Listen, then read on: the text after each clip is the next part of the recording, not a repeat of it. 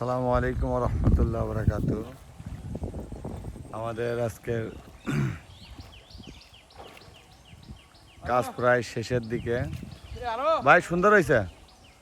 শেষের দিকে আমরা আজকে সকাল 5:30টার দিকে বলতে গেলে উঠে পুকুরে আসছি। আমাদের একটা পুকুরের মাছ ভাসছিল, অক্সিজেনের শর্ট হয়েছিল, তার কারণে মাছ ভাসছিল।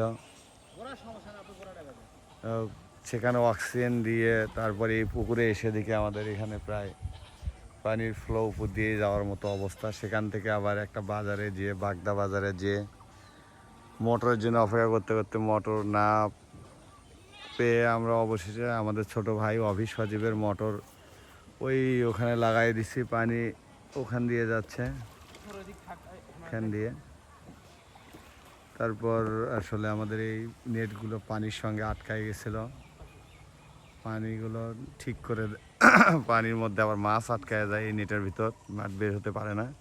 এই কারণে বড় ভাই বাপু ভাই আজকে আসলে খুবই পরিশ্রম করছে। ভাই এখন কাজ একদম শেষের পথে, আমরা এখন চলে যাব।